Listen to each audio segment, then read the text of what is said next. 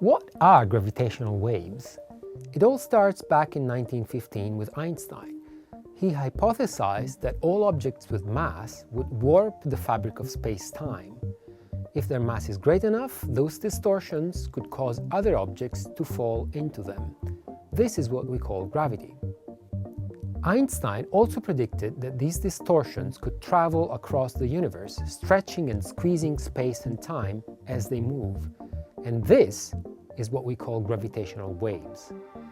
Later, researchers realized that if two particularly giant masses, like two black holes, are trapped in each other's gravitational field, they should start to spiral in towards each other, and so would the distortions they make to space-time.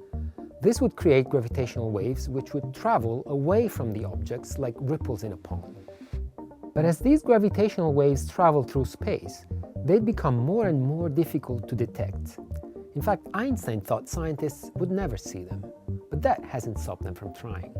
Enter LIGO, the Laser Interferometer Gravitational Wave Observatory.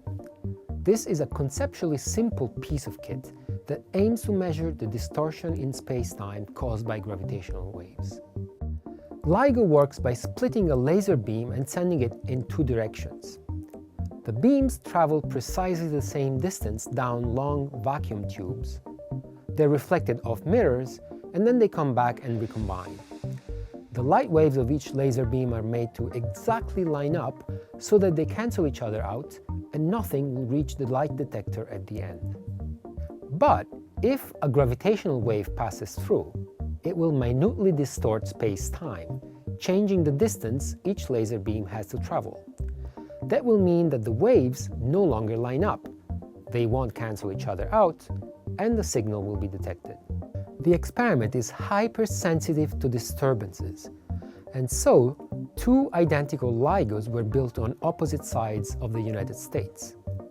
Both will have to get the same reading at the same time for any signal to be considered valid.